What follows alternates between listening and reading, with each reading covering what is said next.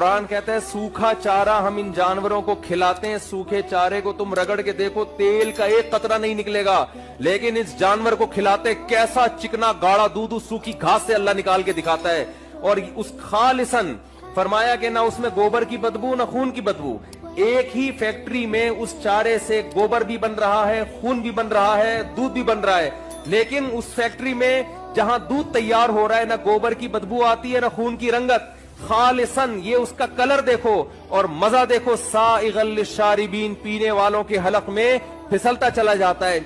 और जब अल्लाह की नेमतों को तुम गिनना शुरू करोगे, ला तुहसूहा, तुम कयामत आ जाएगी उन नेमतों को शुमार नहीं कर सकते। तो उस खुदा से जब तक आपको मोहब्बत नहीं होगी, उस खुदा के अहकाम का इल्तिजाम नहीं करोगे, तो जन्नत मेरे भाई अल्लाह ने बनाई है। जिस खुदा ने जन्नत बनाई है वो अपने पर्चे में पास होने वालों को उस जन्नत